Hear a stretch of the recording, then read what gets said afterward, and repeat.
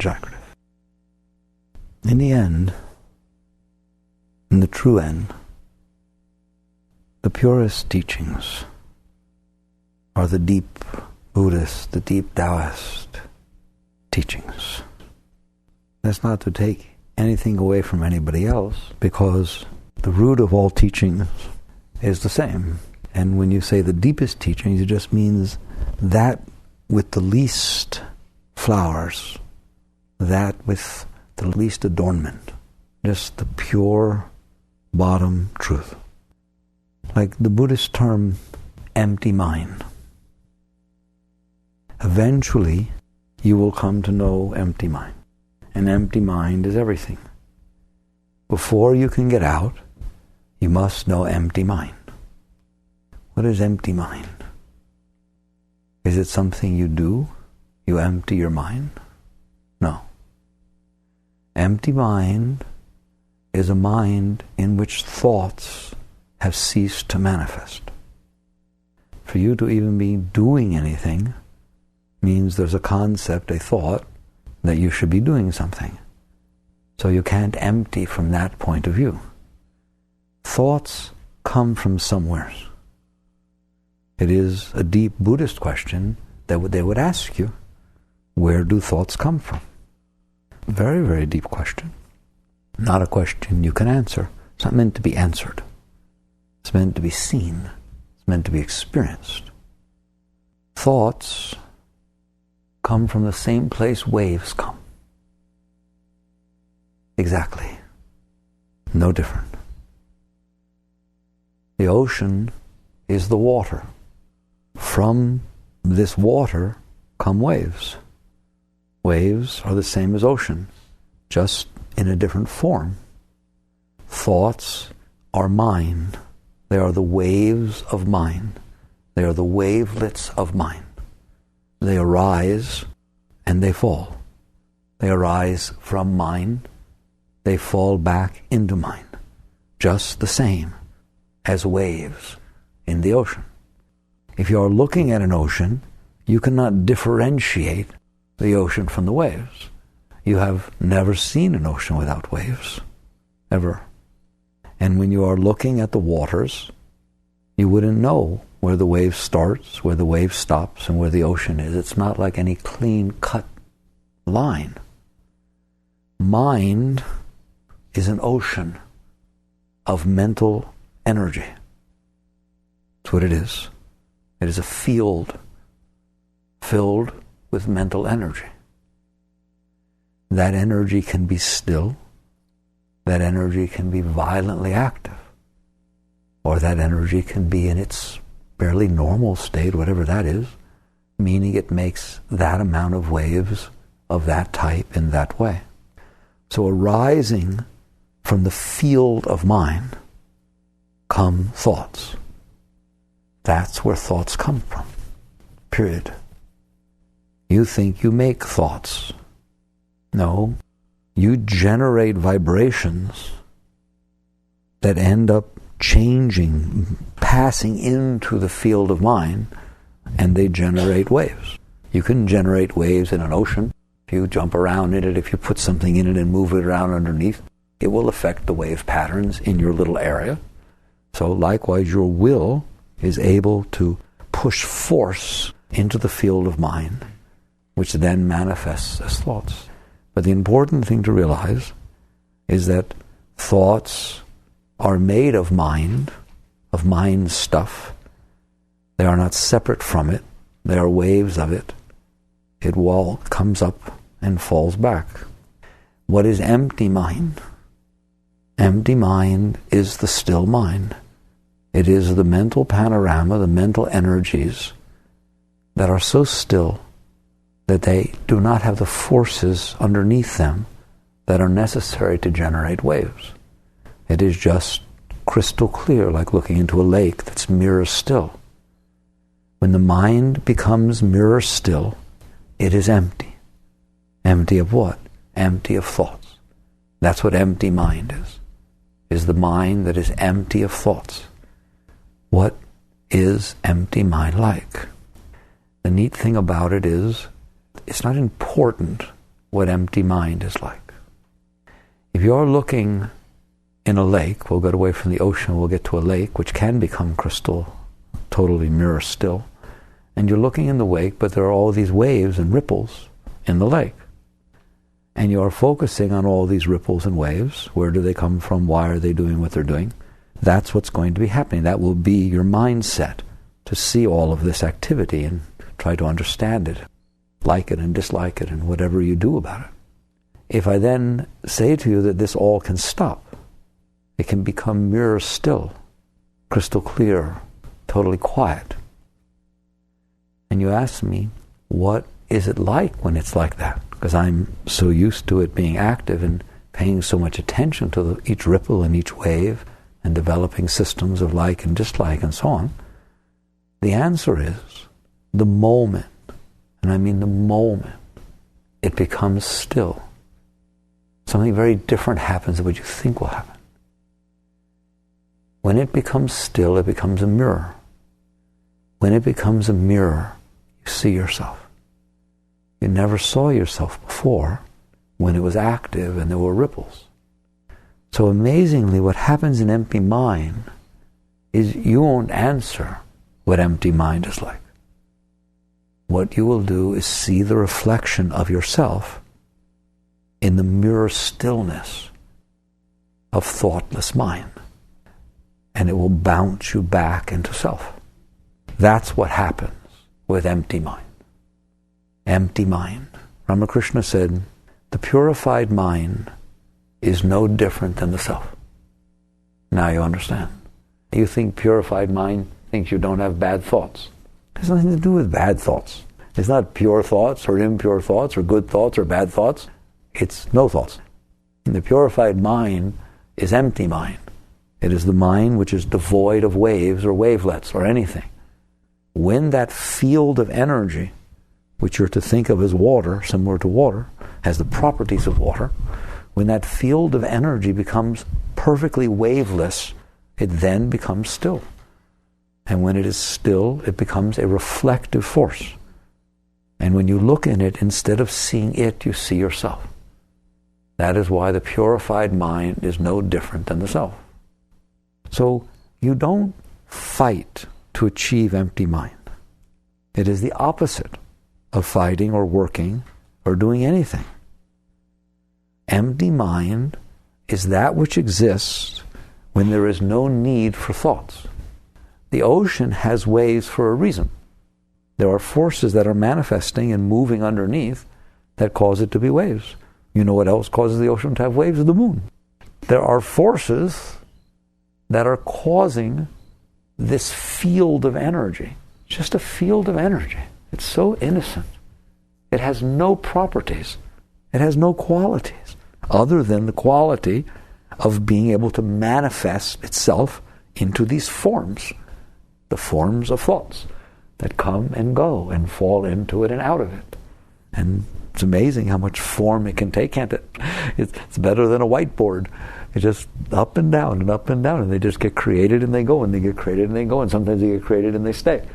It's just coming in and out of this field, but it's not leaving the field. It's just manifesting as wavelets and falling back into the field. There are forces that make that happen, just like there are forces that make everything else happen. Empty mind will take place completely naturally, completely effortlessly and naturally when those forces subside. When those forces cease to be, then that which causes the mind field, good word for it. Those of you who live in there know what I mean. The mind field, careful where you step in this mind field, cause the mind field to manifest with activity. And those activities manifest as thoughts. What kind of thoughts? It becomes so easy once you get clear. The thoughts that are manifest, the wavelets of thoughts that are manifest, will have the exact qualities of the vibrations that cause them to be. So there are these forces that cause this activity within the field of mind. Those forces have qualities. Those forces have properties. Those properties manifest as those thoughts. So it doesn't start with the thoughts. The causation is not the thoughts. Thoughts are an effect.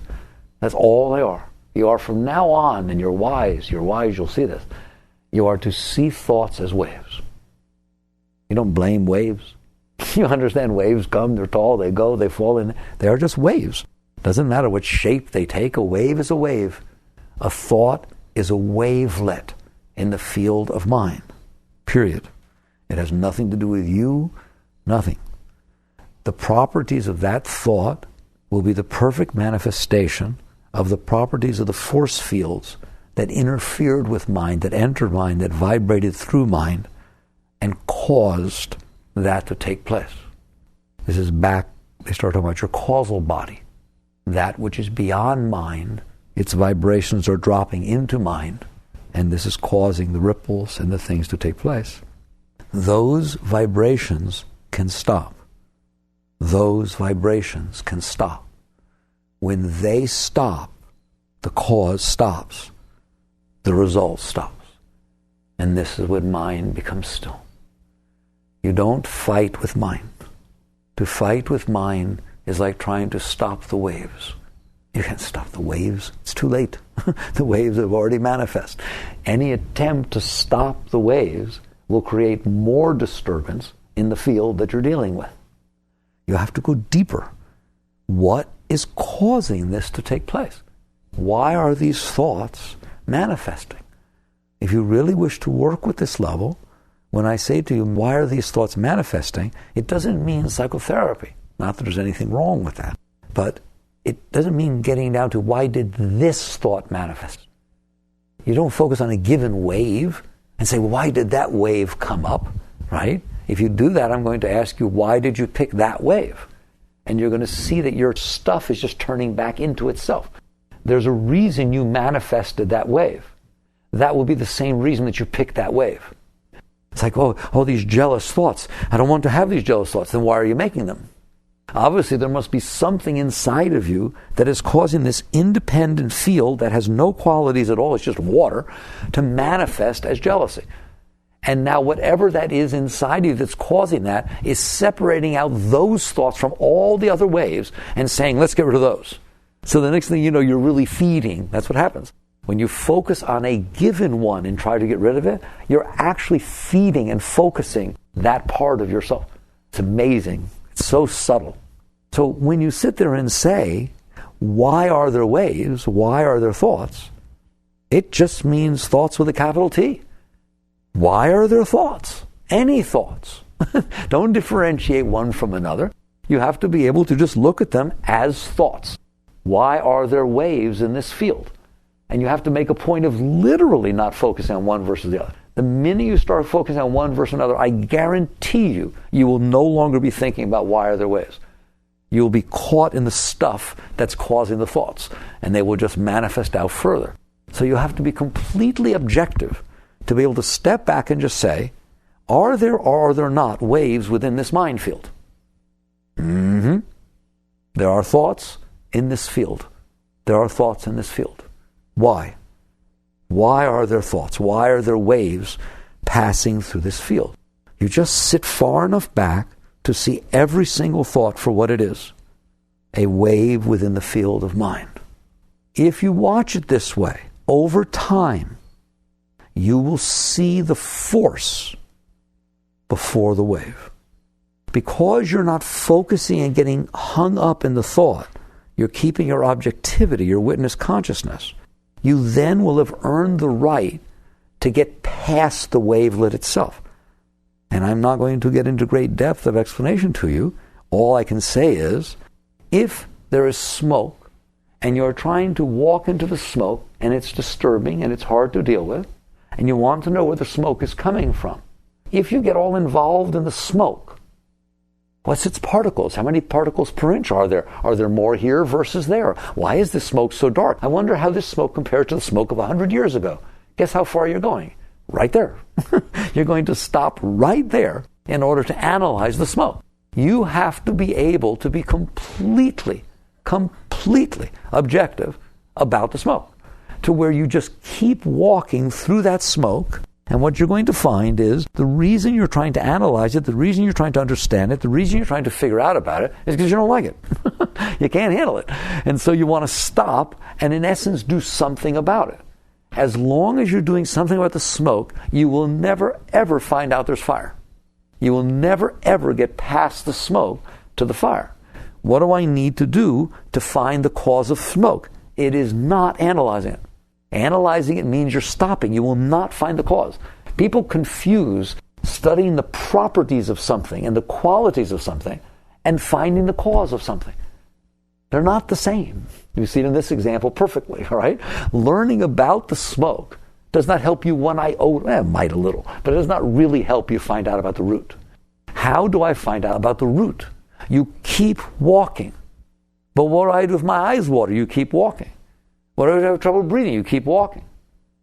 If you keep walking and do not permit your consciousness to become distracted by the smoke, at some point you will see light. And you just keep walking and you will end up at the fire and you will found the root, the cause of smoke. It is the same thing with your thoughts. The field of mind is manifesting in these wavelets of thoughts. Why? You are not going to find out why by studying the thoughts. All you will do is get lost in that particular, why is there jealousy? Why is there fear? Why is there so much sexual thoughts? Why is there this? Why is there desire? Oh my God, I don't have any desire. Just 18 billion trillion things go on in your mind.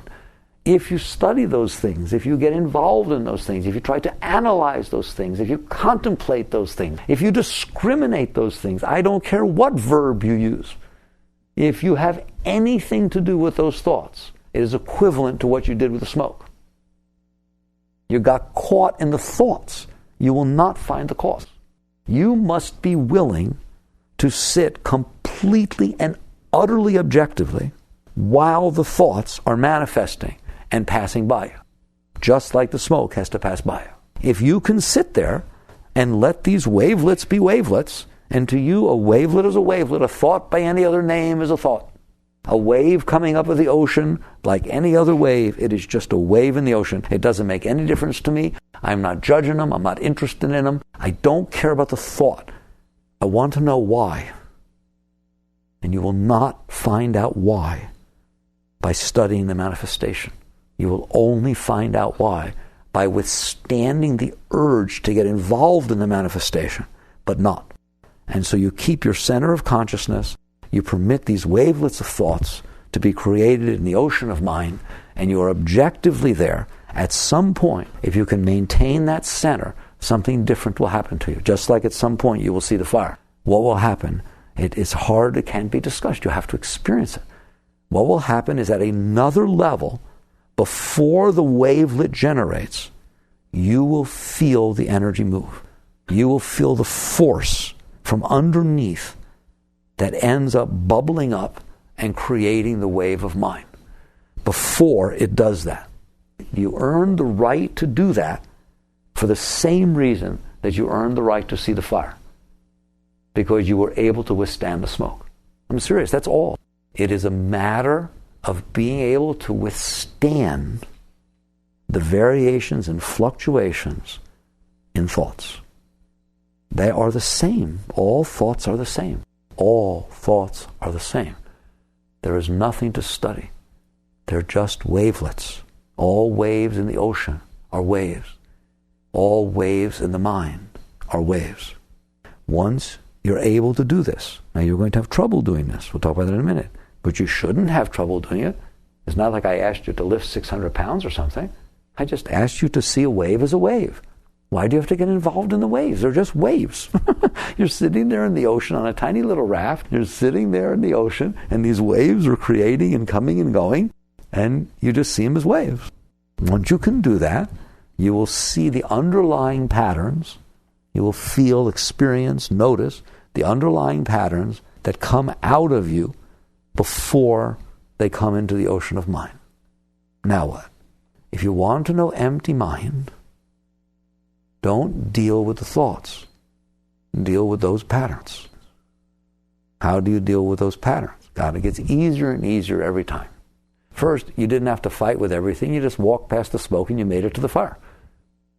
Net is, with these patterns, you will feel them emanate from your being. They come from your chi, they come from your shakti, they come from the core of your being. They just come out. You'll feel them pull on your shakti. That's the closest I can say to you. When you feel the shakti center and keep your center, you will see the thoughts consciously. Then you will start to feel a pull on your center of shakti, on your center of chi. If you release, if you let that happen, that pull with its qualities will manifest as thoughts.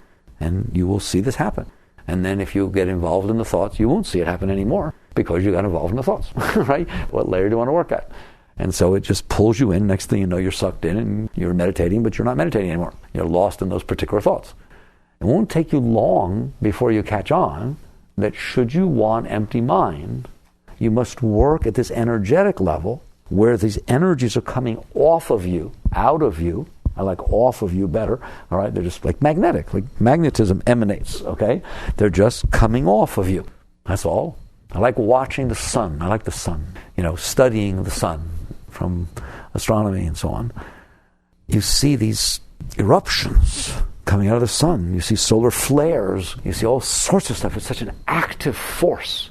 So is the self. So is the chi.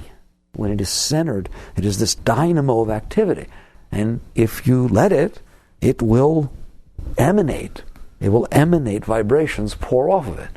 These vibrations go into the ocean of mind and create the vibrations and the force field that manifest as the wavelets of thoughts. And so this is the activity that takes place.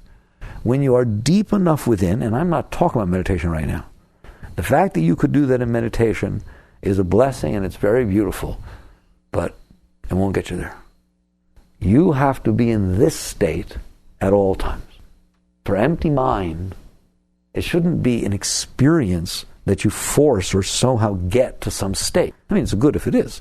Nothing wrong with that, better than not. But you can have this state while you're working. You can have this state while you're walking around, while you're doing every single thing, every minute of your life. Why should you not? You see everything with your eyes all the time. Why should you not be able to see your chi? Why should you not be able to see the depth of your shakti movements at all times while you're walking around? So when you are in that state, these energies will come off of you. And now, if you wish to experience and enter the realm of empty mind, it comes down to only one thing. It's so subtle, and it's probably the most beautiful thing in creation, shy of liberation. You feel the Shakti start to come off of you. And you will see that with Shakti goes the consciousness. They are Chit Shakti. They are the same. So your attention gets drawn with those energies. There is a way to maintain your center of attention when this energy starts to pull on it. It will pull. If you fight with it, there will all kinds of noise will happen. But you can release it. It's a tendency to pull, and it's like it's attached to you. And if you let it, it's like pulling a thread on a shirt. If you stay connected, it's going to pull the whole shirt apart. As this thing pulls on your chi, it's going to bring your consciousness and everything down into the mind. If instead, when you feel it pull, you just let go. You let go of this outward movement of your energy. A piece of your energy may indeed go into mind. That's fine. You don't want to pull it back. You don't have anything to do with it. You just want to keep as much of your consciousness, your awareness of being, centered in, even though there's a draw, a pull at the very subtle level for the energies to go out. So any energies that are trying to go out, you fall behind them, relax and release, and tiny little ripples will take place, but they hardly even manifest as thoughts if you don't go with them. You have to permit the energies to go into the realm of mind in order to manifest thoughts. If you release them at this very energetic level, they don't do anything. They just dissipate in the waters of mind, or before they hit there. The more you're willing to just let go of this force at this level, the more thoughts will cease to manifest. And you won't realize when it happened or what happened, but there will just cease to be as many thoughts. You will start to notice that prolonged periods of time take place and there's no thoughts. Until eventually, no thoughts become a comfortable and familiar, commonplace to you. The fact that there be thoughts starts to become unfamiliar, starts to become exception, all right? And the first thing you'll notice is nothing changes. Nothing. 99% of your thoughts could be taken away and it would have no effect on your life. None. Easily 99%. It's really 99.9, but I don't want to say that. I'll give you 1%. I'm being nice tonight. First question becomes, do you know that? Are you conscious enough to have watched enough to notice that throughout the entire day, 99% of the thoughts that manifest within the ocean of your mind could not have manifested, and no one, including you, would know the difference except you'd be peaceful? Wouldn't change a thing. People think they need their thoughts. You might need a few of them. I want to take them all away. Okay? But wait till you see how few you need. They don't do anything. They don't do anything. We talk about you walk around all day and your mind tells you what you see. There's a tree. Oh, there's George. Oh, look, there's Harry. Look, he's walking with Sally. I guarantee you saw that before your mind said it. Otherwise, it wouldn't have known to say it. There's not a reason in the world that you need that thought. It would not change a single thing if you just saw Harry walking with Sally versus said, I see Harry walking with Sally. So there's a whole bunch of your thoughts, and you just continue to look at this thing. Then you do all these judging. Oh, she shouldn't be wearing that. Oh, look at her. Oh, that's ridiculous. You're doing that while you walk down the streets of New York. I mean, you will never see these people ever again for the rest of your life. And you're sitting there judging, passing judgments, judging every single thing in it. God, he's so tall. I wonder if he plays basketball. That was really important. Guy walked by you in the streets of New York. Where are the cabs? Where are the cabs? It's ridiculous, man. I thought New York had a lot of cabs. Oh, God, I hope it doesn't rain. Come on, where are the cabs? No, his car is full. God, they're all full. Every one of those thoughts is not doing a single thing to get you a cab. Not a single thing is that doing to get you a cab. Now what if I asked you how many thoughts you could get rid of and they do nothing? Maybe you'll tell me 99.9. I'm just going to throw the dog a bone and just stay at 99. But I'm serious. You start seeing, clearly seeing, just like when you look. I told you before, just look. Do that all the time. Just look. How hard is it to see? How hard is it to see what's in front of you with all the detail and everything? God, it's nothing. It's instantaneous. Why can't you see your thoughts that way? Just see them. Just like you see this. It's just something you see. And when you do, you will see they are unneeded. They're unnecessary. They're not doing anything. And then you start to watch your energies. And you will see that you are creating these thoughts. You are causing this. These deep, subtle energies that are coming off of you. What are they? It's very easy to see what they are when you get down to that level. They are fear and desire. The polarities of fear and desire at the deepest level of your Shakti, it is those manifestations in one form or another that are causing all of these thoughts. That's all. When you're standing there saying, where are the cabs? I can't, you're afraid you're not going to get one. Or you really want to get somewhere. It's going to be one or the other. Either the polarity that you really want something or the polarity that you're really scared about something. And those two energies are so powerful. They're at such a root of everything. And they just cause all these vibrations to go out of you. So now you're at a deep level, very deep level, when you're watching these energies. And you see that the underlying root, initial impulse, is fear or desire coming off of there. And then, just like you saw that your thoughts are meaningless, they're nothing, they don't do anything. They're just releases of energy. And then you get caught in them. You create them from underneath and you look at them from above, right? You're a funny person. And then you sit there and get all involved in them, and all of this makes you feel better about the fear and desire. Do you understand? Do you see that? If you have fear, the last thing in the world you don't want to do is do something about it. You want to know you're okay. You want to know you took care of it. Right? I'm scared. Well, I locked the doors and I did the things. All the thoughts go, did you lock the doors? Did you put the things? Maybe we should check. What is that? That's a way of living with fear. If you have desire, what are you going to do? Well, I called him. I know he'll get my message to get back. Oh, I can't wait for him to call me. Once he does, maybe we can go out and we can do something. Right? It's just, I can't live with the energy, so I manifest the energy into thoughts and then I play with it. And all of this activity of manifesting, creating thoughts, and then involving in them helps me release these energies, helps me do something about these energies. That's doership. When the deep teachings talk about doership, that's the root of doership, is that these vrittis, these vibrations come off the causal being, and then they manifest in mind, and then you involve yourself with them at the mind level, and then all this activity takes place, and you don't have empty mind, not even close. You're full of it. You have full mind. You're full of mind, okay? We know what you're full of when somebody says, now you're full of it. You're full of all these vibrations and all these wavelets. So you go deeper, and you see the meaninglessness of your thoughts. Very good. Now you see the cause of your thoughts. Do not fight with them. You see the cause. And now comes the very deep stage. And few ever go here, but you can. And that is, you see the meaninglessness of desire and fear. Why would you be creating desire and fear? Why?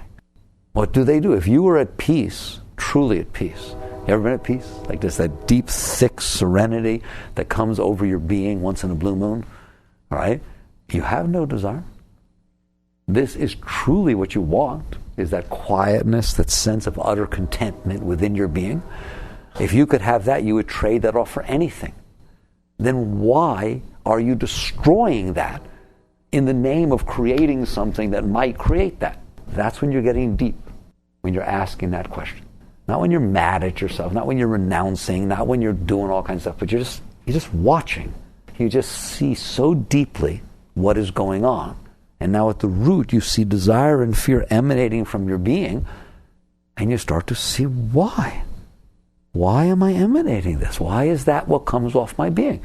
All I want to do is remain within the being as the only joy I ever found, the only peace I ever found. And if this stuff emanates off my being, I know where it's going. It's going to go out into mind. It's going to manifest as wavelets. And boy, I'll either get involved or fight myself trying to not get involved. And if I get involved, the next thing I know, I'm going to be out there in the world trying to do what it told me to do. And I'm gone. I'm lost. Just forget it, man. It's a big fall. And so you live at this place where the energies are emanating off until you see it so clearly that you say, no, I don't want to go there. There's nothing that the avoidance of fear can give me that I want. I want peace and serenity more than I want to avoid my fears. I want peace and serenity and contentment more than I'm interested in any desires. That's where the soul has to get. It has to get to the point where it sees through the veil. It sees through the meaninglessness. Do not renounce. Renunciation is not back at the point I'm talking about. It's way out there. Renunciation is, I have the desires, I have the fears, they are manifesting as thoughts, I'm about to get involved in those thoughts. No, I won't. Okay? And forget it. Now the thoughts happen, now you start to get involved outside. I won't get involved outside. Sometimes that's renunciation. Right? It's not even at the thought level. It's at the action level. All right? You start pushing away the things from outside. My God, it's 50 miles too far out. You have to come back to this place where the energies are moving. Now, that may sound to you or to people like, well, that's mystical and that's impossible and that's complicated and hard. No, it is not. It is not in any way, shape, or form. You actually live at that place. You're just not paying attention. There's no place to go. You just be aware of where you are. You have to want it. You have to want to be able to see. Now, how do you test your want? A thought will start. You will feel the tendency to get involved in the thought. I'm telling you, if you get involved in the thought, then you're not going to go to the place I'm talking about. Can you see that? There's no possible way. If you sit there and start getting involved in all the wavelets, you're not going to find out what caused them. So you have to question yourself, am I willing to not get involved in my thoughts? There. Forget about these deep places I'm talking about. Are you willing to not get involved in your thoughts? Are you willing to not get involved in your thoughts? That's where you need to work. Right there. Because the thought will come up and it will say, get involved in me. Won't it? Get involved in me. I'm worth getting involved in. In fact, I'm very important. Bad things are going to happen. You're going to involve in me. I'm your savior. Well, that's how thoughts talk to you, right? I'm it, man. I'm your only way. Get involved in me. Haven't you seen yet that they're full of it? And that they're meaningless? And they're not going to do anything for you? Anything at all? And that you're much better off not getting involved in your thoughts? Not because they're wrong, but because they're at the wrong level. There's a big difference. If they're wrong, you fight them. If they're at the wrong level, you ignore them. As simple as that. Let's say you were hungry. You went to a restaurant and you saw food. You wanted to get to the food, but you couldn't. Why? Because you're standing at the plate glass window and not the door. And I don't care how good that food looks. I don't care how much you want that food. You ain't getting it. You're at the wrong level. How long will it take you before you give up the food you see through that plate glass window, literally turn and walk away until you find the door? That's what this is. How long are you going to sit there and keep getting involved in these thoughts which don't take you where you want to go before you're willing to let them go, not get involved in them, so that you can search the cause of all of it? So that is your test, not just some understanding of this. It has nothing to do with understanding. It has to do with starting to live this. You live it. Most people would teach your first step is the causal body emanates. It goes into the realm of mind, the ocean of mind. Ocean of mind generates thoughts, wavelets of thoughts. The self gets involved in the wavelet of thoughts because it made them, therefore it has something going about them, so I guarantee it's going to get involved in them. All right? So remember who's drawing all the pictures? The self is. So net is, you're sitting there looking at it, now it's going to tell you what to do about itself. It's really weird. And so it's going to tell you what to do about itself, and it's always going to tell you to go outside. Always going to tell you to go outside. Why? Because that's all it knows about. That's all mind knows about. All of its impressions are about outside. So it'll tell you to change this, do this, move here, go there, get this, get married, get divorced, have a child, don't have a child. Whoo, boy. Lots and lots of talky about what to do about it. What everybody's doing wrong or what you have to do. Next thing you know, you're not even sitting there watching the thoughts. You're out there doing stuff. Completely lost. So most people are going to start the teaching by saying, don't do all the stuff outside. But I assume you're past all that. I'd rather have you start inside. If you don't go with the thoughts, you don't have to worry about the outside. If you can sit there and realize the thoughts are meaningless and not get involved in them, the outside does what it does, don't worry about it. Your work's not outside. Your work is not outside. That's when people get weird. Wish I get a job, or should I renounce and go sit in the mountains somewhere? So like, should I get married, or should I be a celibate and renunciate? Irrelevant. If you want to sit there and work at that level, you're at the wrong level. At least start at the mind, will you? If you want to achieve empty mind, then you better start at mind. It has nothing to do with the world. Now, if you can't sit there and ignore your thoughts, you're going to get sucked into your world. Maybe you better go listen to that. But if you can just sit there and realize you're just watching the wavelets of the ocean of mind manifest as these thoughts. What does it mean, those thoughts and the waves of the ocean? The waves of the ocean don't talk to you. They manifest up and then they go back down. These come up and say, hi, here I am. You better listen to me. Hi, you don't go over there. It's like they talk. Isn't that neat? They can talk to you. So you should have fun with them. They're cute as a button. They're like little talking dolls. They come up out of the wavelet of mind, and they talk. Then they go back. All I'm asking you to do is not listen to them. I'm asking you any way you can, you figure it out, check it out. And you will come to the understanding that they ain't worth listening to. They ain't got nothing to say that interests you, because where they want to take you, you don't want to go. And then what? You just do that. You do what? You don't listen to them. That's your first step. Can you sit in there with these wavelets of mind manifesting in non-empty mind, right? In thought mind, in formed mind, and can you just sit there and be the consciousness that's surrounded by all these talky waves? From now on, you have to think of thoughts as waves that talk to you, aren't they? They're cute little things. God sent them there to entertain you. They're waves that talk to you, and watch them come and watch them go. Don't go anywhere. Remain seated within your center of self while the talkies talky. And don't ever go, and that's the key now, don't ever go anywhere. You'll be able to not go anywhere with some thoughts, but then others will suck you in. That's your work. There's bound to be work somewhere, right? At least you're taking your work up in a good place. Your work is that there are no thoughts that suck you in. But you don't do that by stopping the thoughts. Then they already sucked you in. You do not fight your mind. You do that by staying in the seat of consciousness despite whatever thoughts come up. You just keep letting go and relaxing and releasing. And then I told you what will happen. When you can sit there on that rock of the centered self with the wavelets of mind manifesting out of the ocean of mind, and you can just sit there, at some point you will start to see why these wavelets are happening. And what you will see is that you're doing it. It's coming from you. Isn't that beautiful? It's not coming from outside of you. The forces that are causing the wavelets of mind are emanating off your being. And you will feel them pulling off your being. That's where thoughts come from. Then you deal with that. You deal with whatever level you're at. You just quietly deal with that. When you feel these energies coming off your being, you release them. You do not get involved in them. You don't have to pull them back. You just don't go with them. If consciousness can remain seated in self, it will all stop. The energies will stop going out. For the energies to go out, the consciousness must go with them. If the consciousness remains seated in self, despite the pull of the energies to go out, there will just be this release, and nothing will manifest those thoughts. And that's all you have to do to achieve empty mind. It's not like they teach you. It's not a struggle. It's not anything.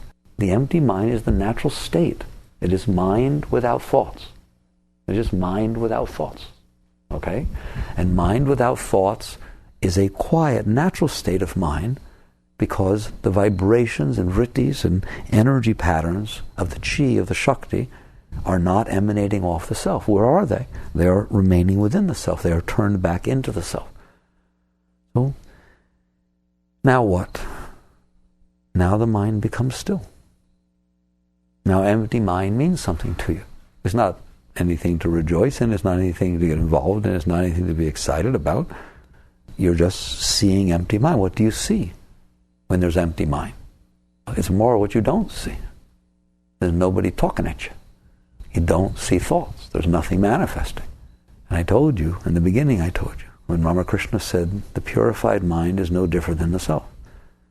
When the thoughts cease, empty mind is like a mirror.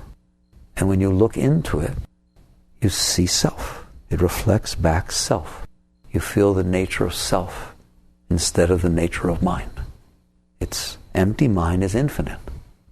Empty mind goes on forever in every direction. Even when thoughts are in mind, this happens. But because there's all this differentiation of these wavelets, consciousness could never see that. It focuses on the differentiation. So when there's thought mind, you're busy looking at thoughts. So you don't see infinite, you see finite. Do you understand that? When the thoughts cease and there's no differentiation, then you just see past the horizons. You just see what's not there. You see the emptiness. And this is really the beginning of your exploration of self. Because up until that point, you were exploring mind. Now, there is no mind. It's empty mind. And what's left when there's empty mind is just consciousness. Now you get to explore the nature of consciousness. So the question of where do thoughts come from, that's an interesting question. But a much deeper question is, where do you come from? You who sees nothing. You who saw the thoughts and now sees emptiness. Who are you? How old are you? When did you begin? I saw when thoughts began. When did you begin? How long have you been there watching? And these are the great questions of creation as you explore the nature of self. So, this is what pure Buddhism speaks about. Anything that speaks of empty mind, even to know of empty mind, means that someone has seen the reflection of self. Because that's what happens in empty mind. And to see the reflection of self is to fall within the self. And as you fall within the self, you know what you find. You find the root of divinity. You find where Christ spoke from. You find where the Buddha lived. You find all that there is to find. That which was in the beginning and will be in the end becomes your experience. So contemplate empty mind. Do you want to know how easy it is, empty mind? Next time you sit down to meditate, just say, empty mind. Empty mind. And be willing to see empty mind. Be willing to see a mind without thoughts. Don't think about a mind without thoughts. Just realize the futility and meaninglessness of making thoughts. Why are you making them? You're making them. Okay? And be willing to see what it would look like for empty mind. Would you like to see that? Then see that. It's yours to see. Jagrata.